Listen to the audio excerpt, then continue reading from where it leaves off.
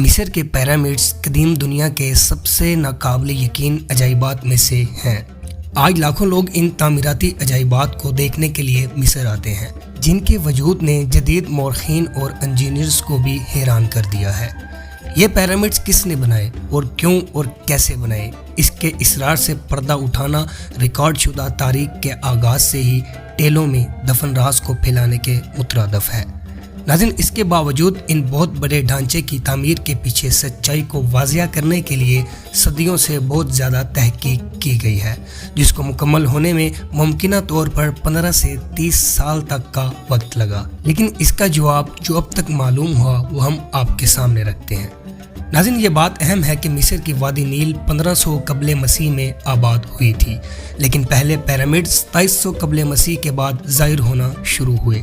دنیا بھر کی بہت سی تہذیبوں کے لیے عام طور پر 800 سال کا عرصہ سادہ زراعت سے بڑے پیمانے پر تنظیم اور تعمیر کی طرف منتقلی کے لیے کافی نہیں ہے، اس لیے مصری خاندانوں نے اس کی پیروی کرنے کے لیے ایک مشکل مثال قائم کی۔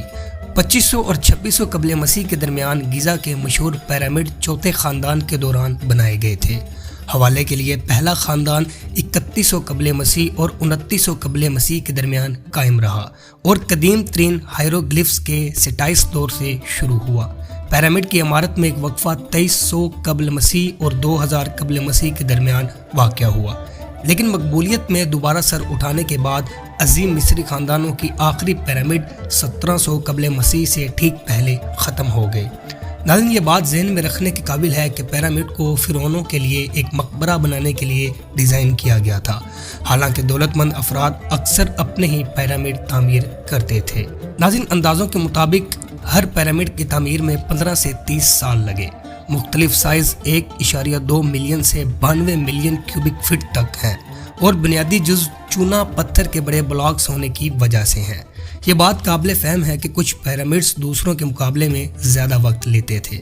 ناظرین، دلچسپ بات یہ ہے کہ مصریوں نے پہیے کی شکل کے میکانزمز کو نمایاں طور پر استعمال نہیں کیا، جس سے ان نظریات کو کم کیا جاتا ہے کہ سلنڈروں کی ایک سیریز پر پتھروں کو باقاعدگی سے پیرامڈز پر لہرایا جاتا تھا۔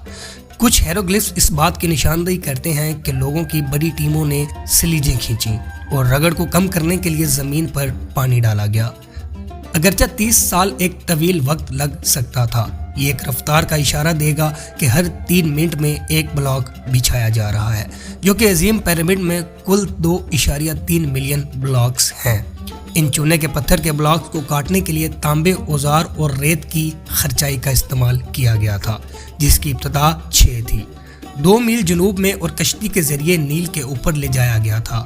آخر میں پیرامڈ کے گرد لپٹے ہوئے ریمپ نے ہر بلاک کو رکھنے کے قابل بنایا اور ان ریمپوں کی باقیات کو کئی پیرامڈز کے قریب محفوظ کیا گیا۔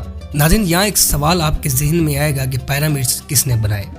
ناظرین، مشہور جدید تشریحات نے دنیا کو یہ تاثر دیا ہے کہ پیرامڈز مکمل طور پر غلام لوگوں نے بنائے تھے، تاہم اس عقیدے کو بہت سے موجودہ علماء نے اختلاف کیا ہے۔ زرعی کارکنوں نے اکثر فصل کی کٹائی اور پودے لگانے کے موسم ختم ہونے کے بعد یورپ کے کیتھیڈرل جیسے عظیم کام بنائے، اور اسی طرح کے حالات پیرامڈز کی تعمیر کے لیے درکار مزدوری فراہم کر سکتے تھے۔ ناظرین، نیل کے باقاعدہ سیلاب کھیتوں کی زمینوں کے استعمال میں خلل ڈالے گا، اور ایک حل یہ تھا کہ ان بڑے مقبروں کی تعمیر کے ذریعے باقاعدہ کام فراہم کیا جائے۔ لہٰذا ان مزدوروں کے لیے تدفین کے پلاٹوں کے حالات کے بارے میں آثار قدیمہ کے نتائج کی بنیاد پر یہ نتیجہ اخذ کیا گیا ہے کہ زیادہ تر مزدوروں کی ایک ہنرمند طبقے کے تھے۔ ناظرین، پہلا پیرامڈ سٹیپ پیرامڈ ہے، جو تقریباً 2670 قبل مسیح میں فرعون جوسر کے لیے بنایا گیا تھا۔ سکرا کے چپٹے مدفون کھیتوں میں واقع اس پیرامڈ کو مشہور معمار امہوٹپ نے ڈیزائن کیا تھا۔ 200 فٹ سے زیادہ اونچا یہ ڈھانچہ اپنی تعمیر کے وقت انسان کا بنایا ہوا سب سے اونچا معجزہ ہو سکتا ہے۔ بعد کے مقبروں کی طرح کمپلیکس کا مقاصد مردہ فرعونوں کو بعد کی زندگی میں مناسب منتقلی فراہم کرنا تھا، جبکہ پیرامڈ ڈیزائن کا مرکز ہے۔ وسیع جنازہ گاہیں بھی احاطے کو گھیرے ہوئے ہیں۔ ڈیزائن کے محرک کا ایک نظریہ یہ ہے کہ قریبی شہر میمفس سے نظر آئے گا۔ اس کی تعمیر کے دوران اثر بلیو پرنٹ میں بہت سی تبدیلیاں ظاہر کرتی ہیں کہ اس منصوبے کو غیر یقینی مراحل کا سامنا کرنا پڑ سکتا ہے۔ بعد میں پیرامڈز کو بھی اسی طرح کے مسائل کا سامنا کرنا پڑا۔ नाज़रीन 2550 कबल मसीह में मिस्र की पुरानी बादशाही तरक्की के मनाजिल तय कर रही थी। इस कामयाबी को यादगार बनाने के लिए फिरौन खुफू ने 481 फुट ऊंचा पिरामिड तामीर किया, जिसे आज द ग्रेट पिरामिड के नाम से जाना जाता है।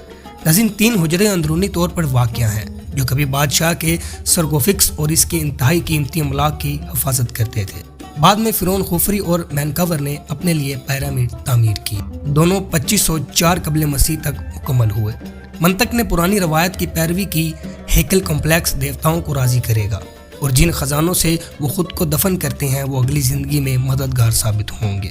नाज़रीन मिस्र के बदनामे ज़माना सुल्तानुल अजीज़ उस्मान ने 1196 ईस्वी में मैंकोरो पिरामिड्स को तबाह करने की कोशिश की, लेकिन जब इसे मालूम हुआ कि चट्टान के इस पहाड़ को मुंतकिल करना नामुमकिन है तो इसने ये फैसला तर्क कर दिया।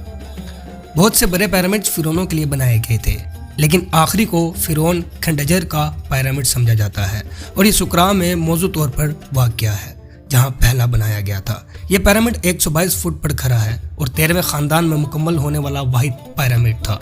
1930 की दहाई में होने वाले खुदाइयों ने इस जगह को खंडरात में डाल दिया।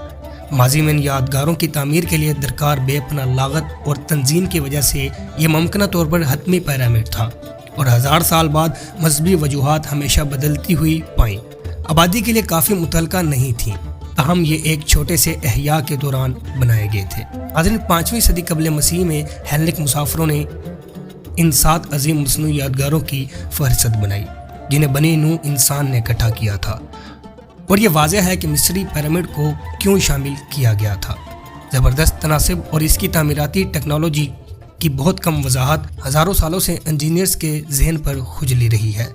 साजिशी नज़रियात जिसमें मावराए अर्ज़ के बारे में अकायद शामिल हैं, इस बात की याद में नज़र अंदाज करते हैं कि मिस्री आबाओ अजदाद अपने इख्तियार में मौजूद आलात के साथ कितने होशियार थे।